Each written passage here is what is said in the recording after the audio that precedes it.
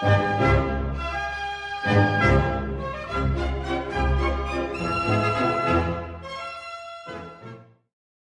이제 분위기가 아주 무르익어 갑니다. 오늘 네 번째 순서입니다. 김성종 박사님, 한세대학에서 지금 가르치고 계신데요. 도마복음의 묵시와 한국교회 미래 조망에 관한 담론, 이런 주제로 강의해 주시겠습니다.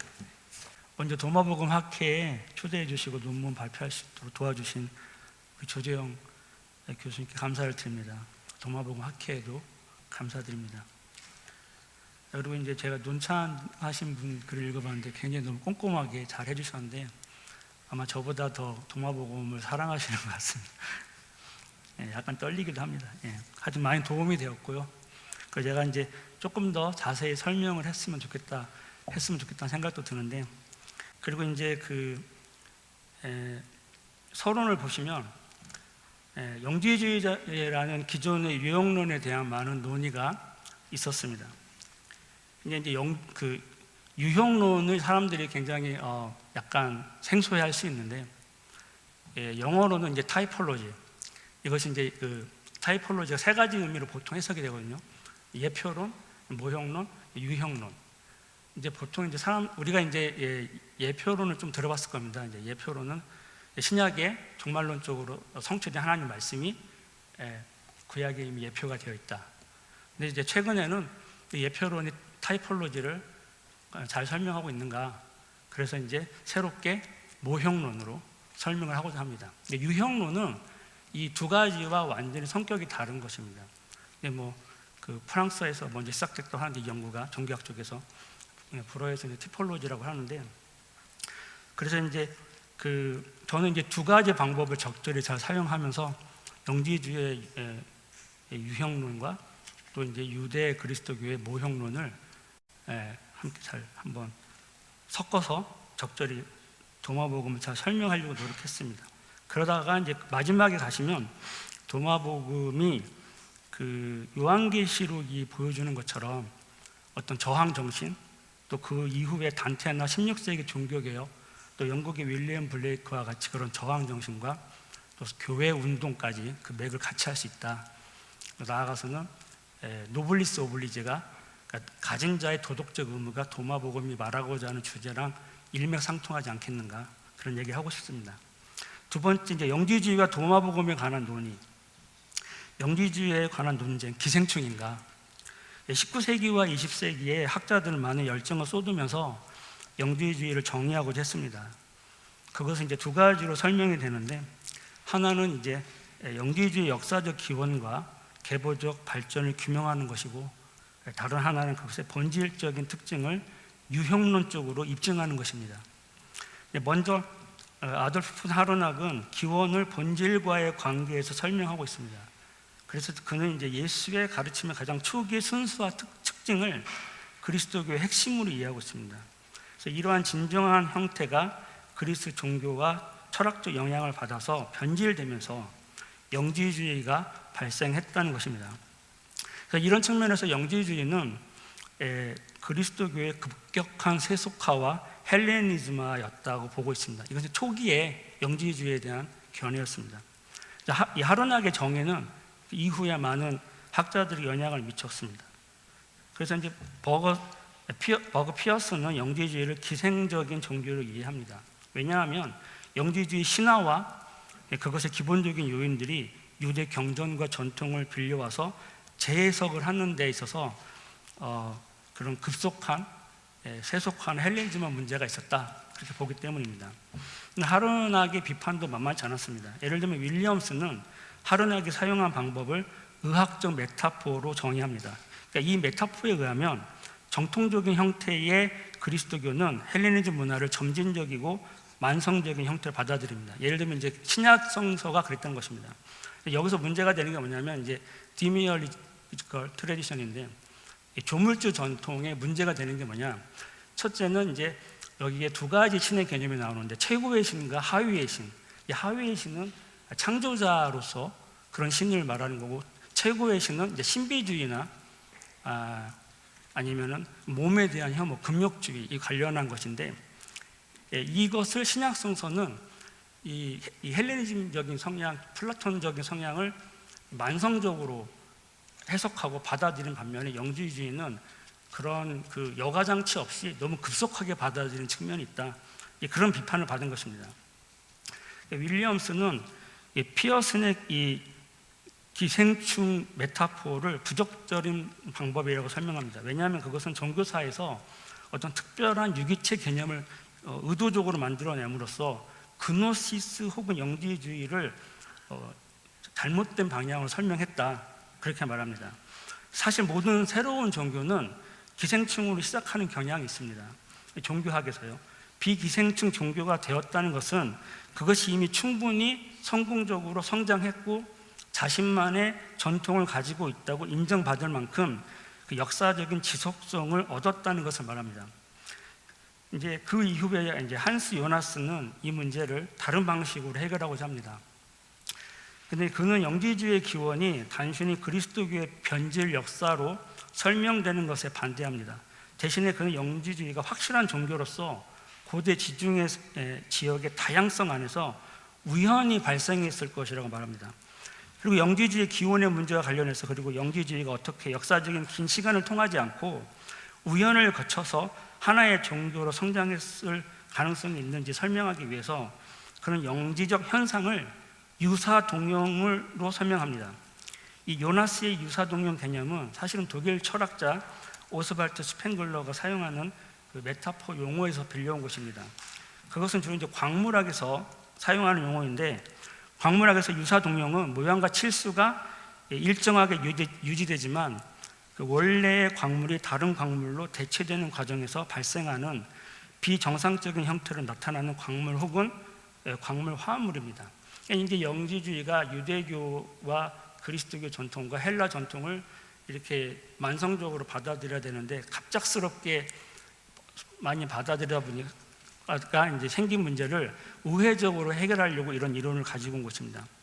그래서 이제 영지주의는 그리스 문화의 요소들로부터 분리되어서 더 동쪽에, 예를 들면 이슬람이나 인도 문화로부터 영향을 받아서 새로운 내용으로 채워진 것이다라고 설명합니다. 그러나 이 이론 역시 결국은 영지주의가 유대 그리스도교의 연속성에서 어느 정도 단절이 되고, 그렇게 되면 영지주의의 유형은 원본이 없이 우연성을 통해서 상당히 이질적인 성격으로 이해될 수 있다는 측면이 있습니다. 여기에서 이제 학자들이 주로 문제 삼은 것은 역사적인 발전 단계에서 영지주의의 급격한 세속화와 헬레니즘화에 관한 문제였습니다. 그리스도교의 유형은 그것의 원본이 있어서 급격한 세속화와 헬레니즘화를 만성적으로 받아들이는 반면에 영지주의의 유형은 원본이 없고 우연성을 통해서 설명됩니다. 여기서 원본에 관한 문제는 아까 말했던 모형론과 굉장히 밀접한 관련이 있습니다. 그래서 기생충 메타포와 유사동용론은 영지주의의 기존의 유형론의 문제를 적절히 해결하지 못했습니다. 그러다가 이제 1996년 이후부터 영지주의에 대한 새로운 견해가 제시가 되었습니다. 윌리엄스는 영지주의를 이단으로 보는 근본주의자들의 질문에 답변을 제시하면서 새로운 관점을 제공하는 대표적인 학자 중에 한 명입니다. 윌리엄스는 영지주의를 기생충이나 유사동용론으로 설명하는 기존의 방법이 부적절함을 역설하면서 대신에 영지주의의 정신을 성숙한 단계의 종교적인 저항, 마치 이제 종교개혁처럼 요한계시록처럼 또 그런 반항으로 성숙한 저항이다, 성숙한 반항이다, 이렇게까지 설명해낼 수 있다고 설명합니다. 비록 영지주의가 유대교나 그리스도교와 같은 앞선 종교들로부터 주요 개념과 요인들을 차용했더라도 그 의미를 재창조하는데 성숙하게 재창조하고 더 많은 혁신으로 이끄는 경향이 있다, 이거 설명 가능하다고 말하는 것입니다. 그리고 이제 그는 자신의 책 리싱킹 노스티시즘에서 영지주의라는 기존의 범주가 영지주의를 연구하는 데 있어서 정당성과 유용성을 가질 수 있는지에 관한 질문합니다. 그는 나그한마디 문서에 수록된 어떠한 문서를 연구하기 위해서든 영지주의적 종교나 심지어 영지주의라는 기존의 유형론적 범주를 사용하는 것을 회피하고, 그러니까 이제 결론적으로 얘기하자면 과거에 윌리엄스 이전에는 영지주의를 소문자 G를 사용해서 노스티시즘, 이것이 이제 학계에서는 종교학에서는 기생충 이론에 관련해서 이해한 것이고, 이제 대문자 G를 사용해서 노스티시즘, 이것은 그것을 기생충 이론을 새롭게 한번 해석해보고 좀 더 긍정적인 영지주의로 설명해 보려는 것인데, 카렌 킹은 이 기존의 대문자 G 사용하는 영지주의 유형론이 어느 정도 유효하다. 근데 윌리엄스는 그것을 더 넘어서서 그것도 적절하지 않고 종교 혁신 운동으로까지 우리가 설명해 낼 수 있지 않겠느냐. 그것은 요한계시록과 또 도마복음서와 또 뭐 종교개혁까지 이어질 수 있는 그런 일맥상통한 면이 있다라고 굉장히 주장하고 있는 것 같습니다.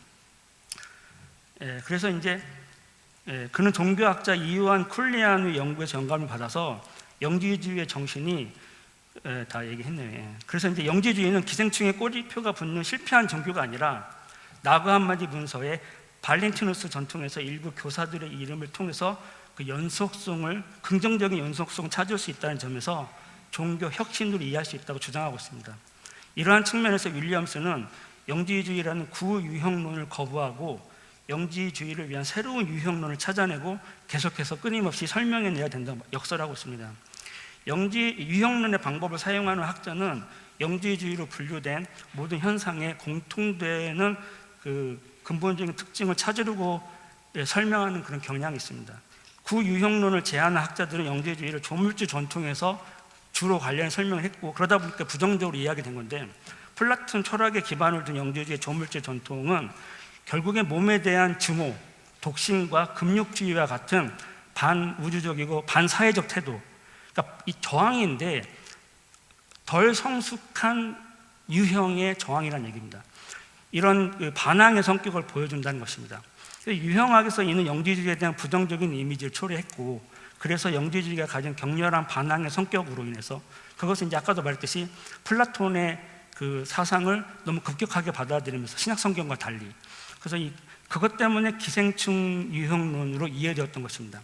윌리엄스는 조물주 전통에서 한 걸음 더 나아가서 영지주의를 위한 새로운 유형론을 제안하는데, 그것은 성서 조물주 전통입니다.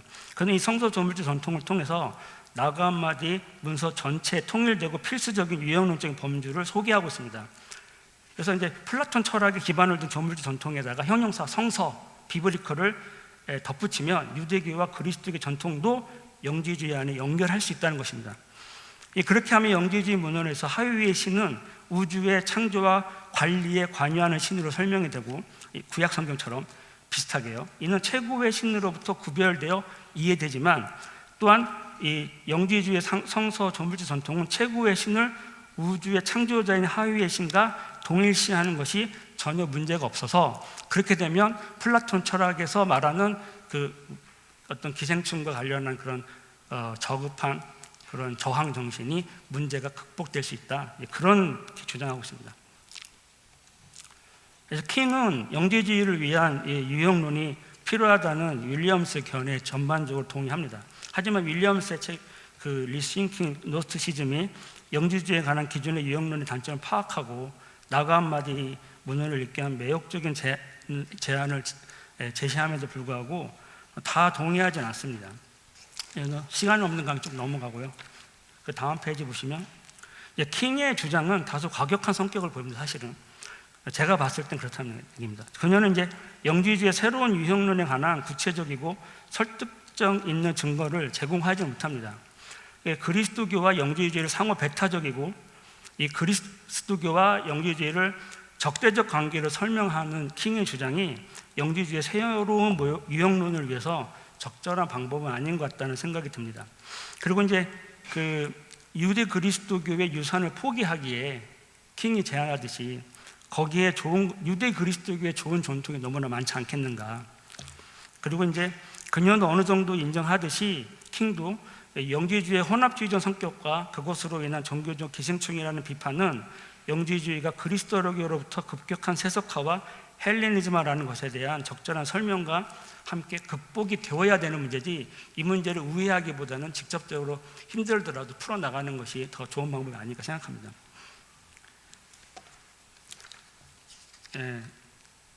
그리고 이제 마지막에 따라서 영지주의의 새로운 유형론을 찾고 설명하기 위해서 유대 그리스도교와의 관계는 여전히 중요합니다.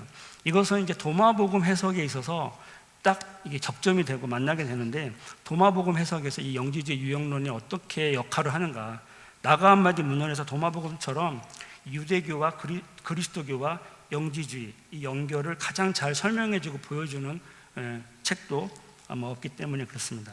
그렇다면 이제 도마복음의 모형론에 대해서 한번 알아보겠습니다. 그렇다면 윌리엄스가 주장하듯이 도마복음이 유대 그리스도교와 영지주의 사이에서 성서 조물주 유형론의 성서 유형의 근거를 보여주는지 한번 살펴볼 필요가 있습니다. 다시 말하자면 영지주의 전체를 포괄할 수 있는 조물주 유형론에 성서를 붙이기 위해서 그런 그 근거와 적합성을 도마복음이 제시하는가, 아니면 도마복음이 영지주의 모형론과는 별개로 영지주의와는 상관없는 독립적인 문서로 이해되는 것이 더 적절한가. 이 콥트어 도마복음의 장르와 로기온의 유형의 문제입니다. 이 도마복음의 유형론에 관한 논의를 위해서 먼저 그것의 문학적인 장르를 살펴볼 필요가 있습니다. 그래서 이제 그 다른 영지주의적 작품과 같이 조물주 신화에 관한 직접적인 언급이 도마복음에 발견되지 않습니다. 다시 말하자면 이 복음서에서 최고의 신이라든가 아니면 하위의 창조자에 관해서 직접적인 언급이 안 나타납니다. 이러한 점에서 루케마가 지적하듯이 도마복음서가 어느 정도까지 영지주의적 성격을 가질 수 있는지는 항상 논의 대상이 되었습니다. 이 문제가 해결되지 않은 상황에서 일군의 학자들은 도마복음서와 정경복음서의 비교 연구를 선호해 왔습니다. 이제 큐복음서가 이제 여기에 관여하게 되겠죠. 그들은 이 복음서의 많은 격언이 이전에 알려지지 않았고 예수로부터 유래되었다고 생각합니다. 헬무트 캐스터는 도마복음의 문학적 장르를 정경복음서 전통에서 지혜의 어록의 모음으로 설명합니다. 이 퍼킨스 역시 도마복음서에서 예수의 어록 모음은 묵시적 계시가 아니라 지혜의 모음이다. 또 다른 일군의 학자는 도마복음에서 영지주의적 요소가 발견된다고 말합니다. 이거 제가 조지현 박사님 언급했어야 되는데 하겠습니다. 리처드 발란 타시스의 설명에 의하면 만약 도마복음서가 2세기 후반의 문서라면 이 복음서가 2세기 후반의 영지주의의 금욕적인 성격과 연관될 가능성이 있다고 말합니다. 왜냐하면 그 증거는 그 시기에 그러한 신학적인 종파의 완전한 출현, 2세기 영지주의가 2세기에 출현했고 2세기 말이면 어느 정도 확산이 됐다는 얘기입니다. 근데 만약에 이 도마복음서가 2세기 이전으로 올라간다면 그러한 영지주의적인 운동은 아직 나타나지 않았고 도마복음서는 그럼 변칙적인 것으로 남게 되는 것입니다. 그리고 루케마는 도마복음서가 영지주의적 색채를 가지고 있고 또 영지주의의 다른 영지주의 작품처럼 도마복음서 역시 조물주 신화의 주제를 읽을 수 있다고 말합니다.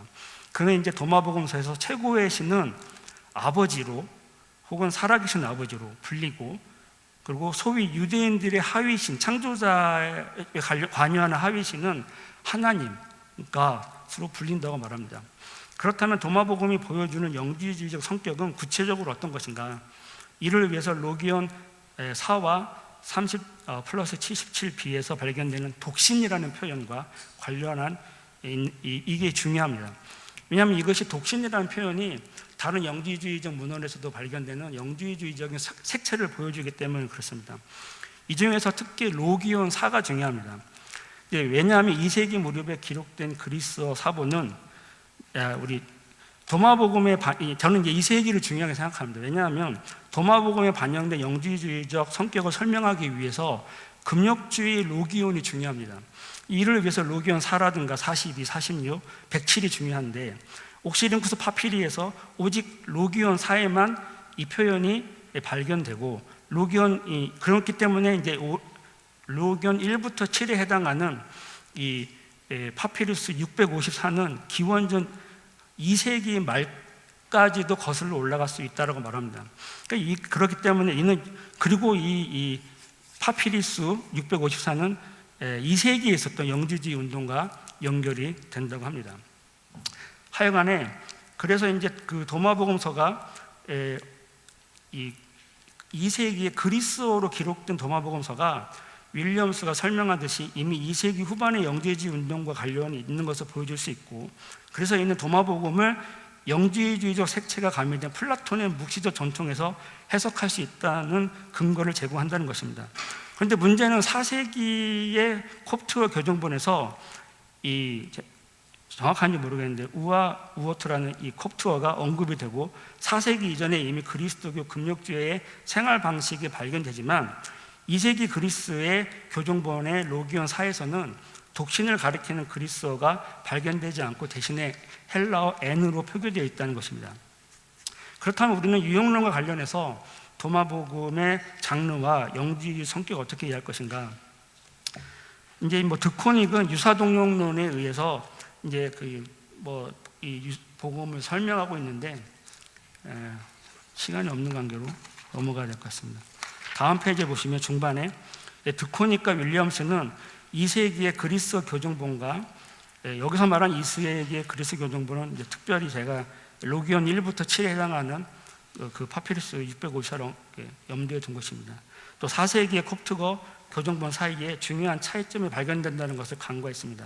그들은 2세기의 그리스 교정본에 의해서 4세기의 콥트어 교정본을 해석하거나 혹은 둘을 통합해서 이해한다. 즉 다시 말하면 2세기의 그리스어로 기록된 도마복음서와 4세기의 콥트어로 기록된 도마복음서를 같이 거의 동일한 걸로 이렇게 이해를 한다는 것인데, 사실은 이 두 도마복음서를 같은 것으로 이해한다는 것에 약간의 문제점이 있습니다. 왜냐하면 이 두 교정본 사이에 차이점이 많이 발견되고 있습니다. 텍스트상의 차이는 아마도 이 세 개의 교정본이 있었을 것이다. 첫 번째 옥시리쿠스 파피리와 또 히폴리투스의 증언에서 언급된 그리스 텍스트, 그리고 콥트어 교정본. 어떠한 경우에도 도마복음의 서로 다른 텍스트에 추론된 관계를 설명하는 그런 궤도를 구성하는 방법론은 적절하지 않다, 이렇게 말하고 있는 것입니다. 그렇다면 이제 우리가 그 콥트어 교정본을 2세기의 그리스어로 된 옥시리쿠스 파피루스랑 구별돼서 한번 읽어봐야 될 텐데, 이걸 어떻게 읽을 것인가? 그러면 도마복음서 콥트어 교정본은 그리스어 교정본과 비교할 때 유대적인 묵시 전통을 강조합니다. 왜냐하면 이것은 콥트어가 굉장히 그 세미틱, 셈저고의 계열이고 유대적인 성향이 굉장히 강한 것입니다. 저는 이제 그 로기온 100을 집중적으로 설명하는데, 왜냐하면은 그 하위의 신 하나님이라는 단어가 유대적인 성향을 말해주는 것이고, 그것이 2세기에는 하나님이라는 표현이 3번이 나오지만 콥트에는 한 번밖에 안 나옵니다. 그 로기온 100이 그래서 중요해지는데, 유대적인 유산을 설명하기 위해서 예수께서 말씀하시되 가이사의 것은 가이사에게, 하나님의 것은 하나님에게, 나의 것은 나에게 주라. 이 로기온 100에서 유대 모형론에 관한 개념이 발견됩니다. 이 뒤에는 투포스에 관한 이제 설명이고요. 그래서 이제 에이콘은 두 가지 의미로 사용됩니다. 하나는 우상의 형상이고 다른 하나는 하나님의 형상입니다. 신약성서에서 에이콘이 우상 숭배의 의미로 사용될 때 그것은 하나님의 보이지 않는 형상의 의미를 함께 드러내고 있습니다. 왜냐하면 유대인들에게 우상 숭배의 개념은 하나님의 보이지 않는 형상을 전제하고 있기 때문입니다. 그렇기 때문에 하나님의 보이지 않는 형상이 있기 때문에 우상 숭배라는 개념이 전제한다는 것입니다. 그리고 이제 호모이테스나 호모이오마, 호모이오시스는 원본으로부터 기원하지 않고 그 아까 드코닉이라든가 킹이 말했던 것처럼 그 우연성, 유사 동형성과 그런 식으로 설명됩니다. 하지만 여기에는 유일신적인 성향이 약화됩니다. 반면에 도마복음에 발견되는 이 호모이오는 유사 동형성과 같이 우연한 유산성을 말하는 게 아니라 원본이 있다. 하나님의 형상에 대한 유대적 유산, 원본이 있다. 그러니까 이것이 유대교와 그리스도의 영지주의, 도마복음의 영지주의를 관련해서 생각해 볼 수 있다는 것입니다. 그리고 이제 한 5분 남아 3분 남았네요. 그리고 이제 그 결론적으로 좀 설명을 하자면, 결국에 로기온 100에 반영된 10페이지 중간입니다. 도마복음의 호모이오 로기온, 예를 들면 로기온 8이라든가 쭉 있죠. 이것이 호모이오 로기온을 이해하는 데 중요합니다. 이 로기온은 모두 그리스어 교정본에서는 발견되지 않습니다. 이 로기온 대부분이 지혜 말씀의 형태를 보이고, 여기에 비유 로기온이 포함됩니다. 그리고 도마복음에서 보이지 않는 하나님의 유대적 유산과 영지주의의 최고의 신 사이에 유사한 개념이 전제될 수 있는 것은 가능합니다. 왜냐하면 바울도 하나님이 보이지 않는 신성이라 그러는데, 바울이 유대인이기 때문에 여기에 유대적 하나님이 보이지 않는 그 에이콘의 개념과 또 플라톤 계열에서 말하는 그 인비저블 가을 개념이 어느 정도 중복되는 것은 사실입니다. 이제 동마복음도 그럴 수 있다는, 그런 비슷한, 아까 우리 차정식 교수님이 만유사상 겹치는 비슷한 얘기입니다. 이제 하지만 그 둘은 유사한 개념은 어느 정도 공유하지만 상당한 차이도 있다는 것입니다. 영지주의의 것은 격렬한 성격의 반우주적이고 반세계적인 그런 세계관을 반영하는 반면에, 그리고 초기 유형의 영지주의의 초기 단계를 보여준다는 것입니다. 그러니까 아직 어린 유형의 영지주의를 보여준다는 것입니다. 반면에 유대 그리스도교 전통에서 에이콘은 호모이오를 통해서 계시가 되고 설명됩니다. 후자는 하나님의 구속사를 설명하고 여기에서 유대적 묵시 사상이 중요한 역할을 하는 것입니다. 호모이오 로기온에서, 그리고 이제 그 엘리트가 언급이 되고, 또 도마복음에서 그런 그 반엘리트적인 성향도 보여지고 있습니다. 그래서 이것은 콥트어 교정본의 고유한 특징을 보여주는데, 이 로기온들을 설명하는 것은 노블리스 오블리제라고 생각합니다. 그러니까 다시 말하면 이제 가진 자의 도덕적 의무다. 예를 들면 누가복음 15장 4절은 목자가 양 100마리 중에서 하나를 잃었고 그 양을 찾는 기쁨에 관해 설명합니다. 반면에 도마복음 콥트 교정본 로기온 107은 100마리의 양 중에서 가장 큰 양이 어리석게 길을 잃은 것으로 묘사되고 있습니다. 이 로기온은 목자가 어리석은 그 큰 한 마리의 양 때문에 큰 고생을 하게 되고 결국은 그 양을 찾게 됩니다. 그리고 이제 이 목자가 양한테 말하기를, 나는 99마리의 양보다 너에게 더 많은 것을 원한다. 그리고 이는 이렇게 해석할 수 있는 것은 이제 각주를 참조하시기 바랍니다. 그리고 이는 로기온 46을 통해서 설명이 되고요. 따라서 4세기 셈조고 계열의 콥트어로 기록된 도마복음서를 위한 새로운 유형론과 장르 문제와 관련해서 우리는 플라톤의 철학의 기반을 둔 조물주 전통에 유대 묵시적 모형론을 덧입혀서 얼마든지 해석할 수 있다는 것입니다. 그 2, 3세기의 로마 유적지에서 발견된 도마복음서와, 제가 로마 유적지라고 하는 것은 사분학자들은 이런 표현을 잘 안 쓰는데 고고학자들이 이런 표현을 쓰기 때문에 빌려왔습니다. 2, 3세기 로마 유적지에서 발견된 도마복음서와 4세기 콥트어 교정본을 통합해서 이해할 때 금욕주의가 중요한 주제로 설명되고, 이에 따라 로기온 42에 나그네가 되어라라는 금욕주의 생활 방식으로 해석이 되었다는 것입니다. 지금까지. 그러나 이 해석은 다시 도마복음서가 2세기도 아니고 4세기 이후에 좀 어느 정도 성숙했을 시기에 기록되고, 더군다나 유대적 성향이 있는 콥트어로 셈조고에 기록되었는데 유대적인 성향이 어느 정도 훨씬 더 많이 반영됐을 텐데, 그 금욕주의 생활 방식을 강조하는 해석은 다시 그 2세기에 덜 성숙한 초기 단계의 그 초기 유형의 영지주의로 돌아가고, 결국에는 반항과, 그러니까 성숙하지 못한 반항과 반우주적 태도로 회귀하는 것이 아닌가. 이것이 바로 이제 그 윌리엄스가 문제 삼은 그 유형론과 관련해서 문제 삼은 윤리적인 문제였던 것입니다. 하지만 이제 제가 제안하는 바와 같이 4세기 교정본에 반영된 그 에이콘 호모이오의 유대적 유산을 고려해서 도마복음 새롭게 읽을 때 로기온 42의 나그네는 그 도마 공동체 약자들을 향해서 하는 말씀이 아니라 고대 로마 제국 사회에서 부유한 강자를 지칭하는 것으로 새롭게 해석될 수 있고, 따라서 콥트어 교정본의 주제는 노블리스 오블리제로 해석될 수 있는 가능성이 있다는 것입니다. 이는 어떻게 영지주의 구유형론이 가지고 있는 그런 저급한 저항과 반항의 사회적 문화의 일탈적 태도가 유대 묵시적 저항으로 덧입혀지면서 교회 운동으로까지 윌리엄스가 제안하는 바와 같이 그렇게 연결될 수 있는지를 논의를 위해서 중요하다. 그래서 이것은 이러한 논의를 위해서 또 영지주의의 교회 운동, 종교 운동을 이해하는 데 도마복음의 콥트어 해석이 이런 중요하다, 그런 말씀을 들었습니다. 감사합니다. 네, 감사합니다. 네, 이 성사학이 재밌기도 하고 좀 어렵기도 하죠. 그래서 논찬자가 필요한 것 같습니다. 우리 사본학을 전공하신 우리 연세대학의 민경식 박사님께서 논찬해 주시겠습니다. 예, 고맙습니다. 논문 읽으면서 많이 배웠습니다. 저는 사실 성서학 전공이고요. 영지주의에 관련된 논문도 쓰고 또 외경에 관련된 논문도 썼지만 사실 제 전공은 도마복음서도 아니고 영지주의도 아닙니다. 그래서 저는 영지주의에 대해서 어떠한 의견도 없고요. 도마복음서에 대해서도 어떠한 의견도 없어요. 가령 도마복음이 1세기에 기록됐느냐 2세기 기록 저는 관심 없어요. 도마복음이 영지주의냐 아니냐 저 관심 없어요. 다만 저는 오늘 이 논문을 읽으면서 이 논문이 주장하는 바를 조금 더 명확하게 하면은 훨씬 더 좋은 퀄리티의 논문이 될 것이다 라고 하는 생각으로 아무런 주장이 없는 사람이 객관적으로 바라보면서 이런 것들은 조금 아쉽다 느꼈던 몇 가지만을 얘기를 하고자 합니다.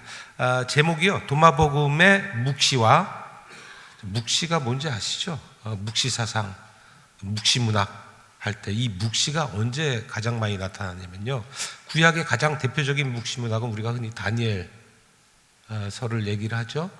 신약의 가장 대표적인 묵시문학은 요한계시록.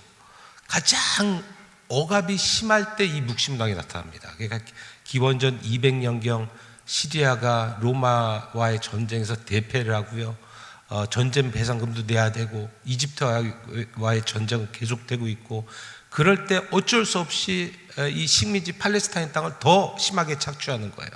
그래서 심지어는 예루살렘 성전에 있는 그 보물까지 손을 대니까 막 이 유대인들이 참다 못 찾아가지고 난리치고 막 전쟁하고 쫓아내는 데까지 성공했어요. 그러니까 시리아가 이것들이 그럼 압제하고, 그러한 상황, 그러니까 정말 절망적인 그런 상황에 나타나는 문학 형태가 묵시문학입니다. 그래서 구약의 묵시문학 작품들 보면은 다 200년 전후 요때 그 신약의 묵시문학도 아마 가장 탄압이 심하던, 박해가 심하던 지역과 장소에서 나타났을 것으로 그렇게 추정합니다. 이게 바로 묵시문학이에요. 도마복음의 묵시와 한국교회의 미래에 대한 미래 조망에 관한 담론, 그리고 부제가요, 영지주의의 새로운 유형론과 도마복음서 콥틱어 교정본에 나타난 유대적 묵시를 중심으로.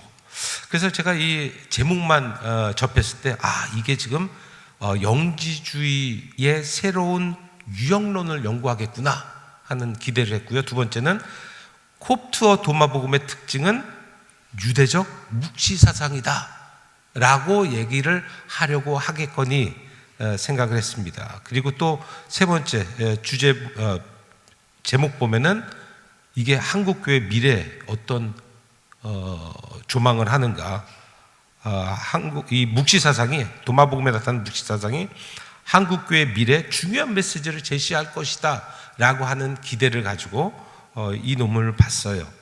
그래서 1번 문제와 관련해서 전통적으로 이 유형론이 조물주 유형론이라 그러는데, 윌리엄스가 이것을 비블리컬, 성서적 조물주 유형으로 제시하는 것을 저자가 받아들이는 것 같은데, 또 여러분 보는 자료집 63쪽에 보면은 또 이 윌리엄스의 성서 조물주 유형을 또 비판을 해요.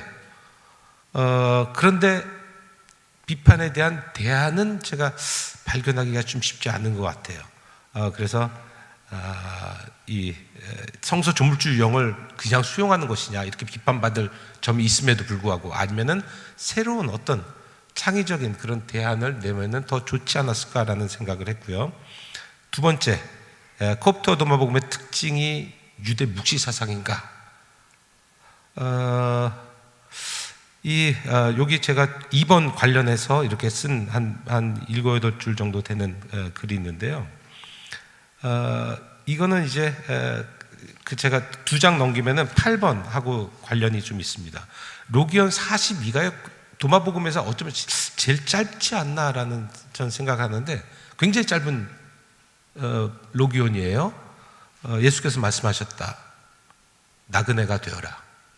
그치? 나그네가 되어라.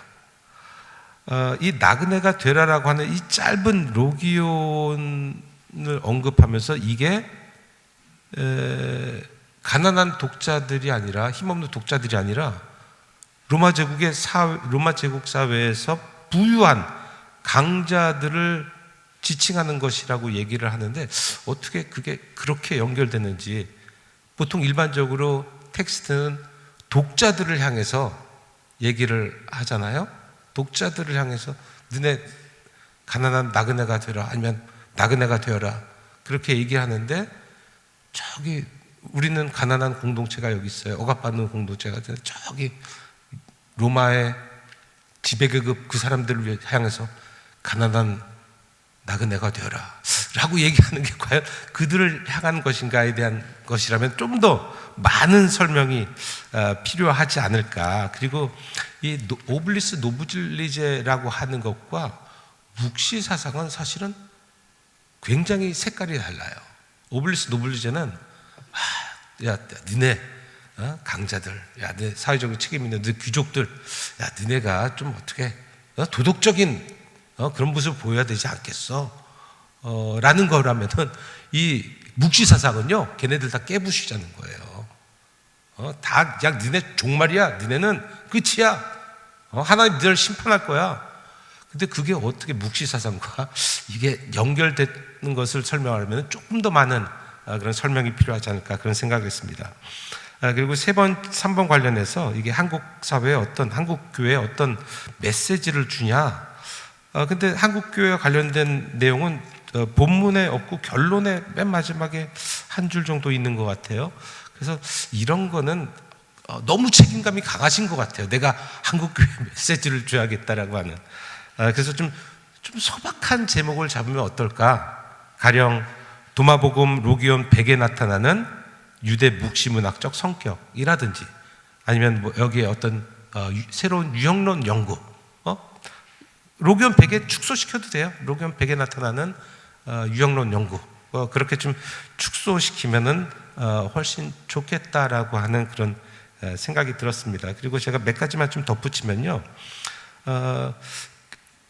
이 그노스티시즘, 이거를 대문자로 쓰기도 하고 소문자로 쓰기도 해요. 그리고 이 둘을 반드시 구분해야 된다라고 이렇게 주장하는 사람들이 있습니다. 우리 김성종 박사님도 그런 것 같은데, 그렇다면은 우리말로 표현할 때도 이거를 좀 구분해서, 하나는 영지주의, 하나는 뭐 그노시스파, 뭐 어떤 식으로라든 좀 구분해서 좀 얘기하면 좋지 않을까. 제가 이 유형론, 모형론에 대해서도 좀 이렇게 질문을 한 거는, 사실 저는 마태복음 주석 쓰면서 그거 모세 유형론이라고 제가 규정했거든요.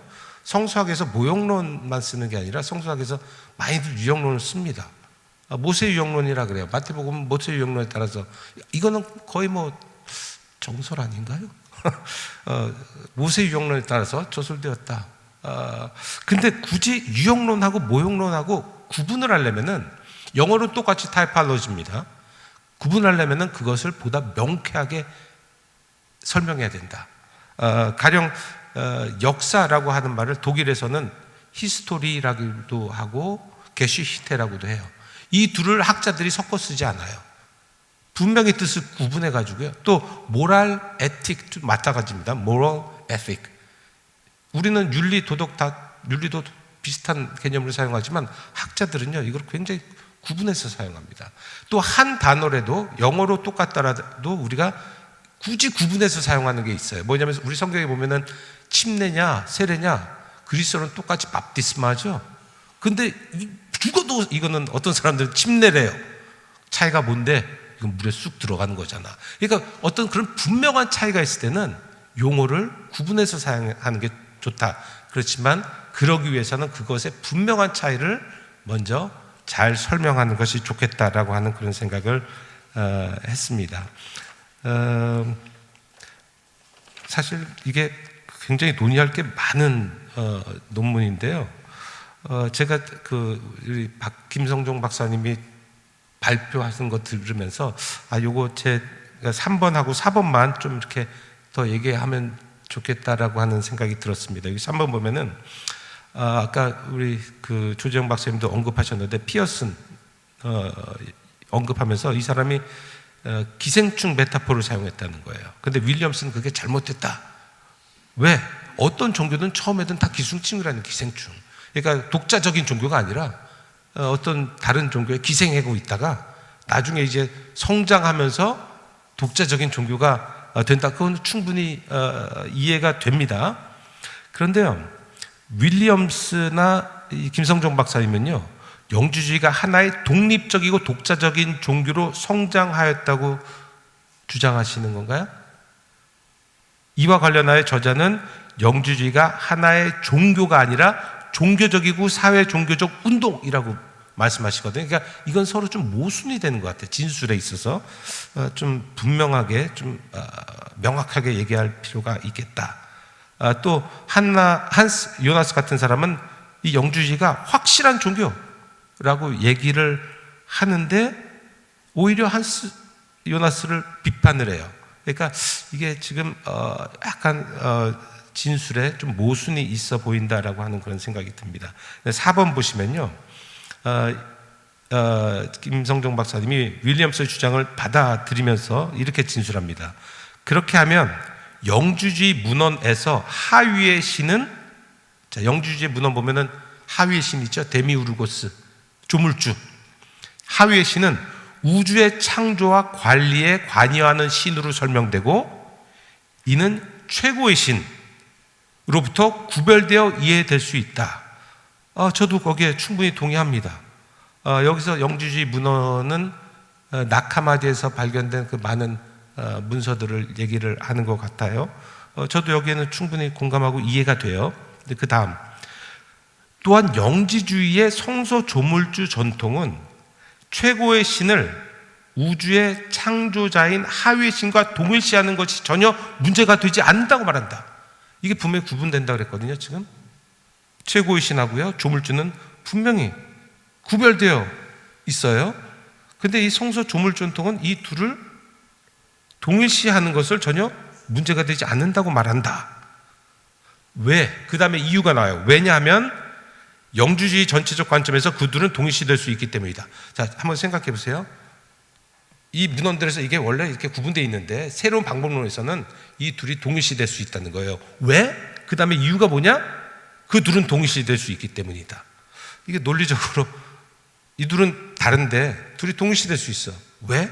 동일시될 수 있기 때문이다. 이거는 이제 논리적으로 조금 더 많은 설명이 좀 필요한 얘기가 아닌가. 만약에 동일시될 수 있다 하더라도 성서 조물주 전통이 이 하위의 신 데미우르고스와 최고의 신을 동일시한다는 이 주장이 어떻게 이해될 수 있을까? 이 둘이 동일시된다면은 그러면은 우리가 데미우르고스라고 알고 있었던 그 조물주가 사실은 최고의 신이냐?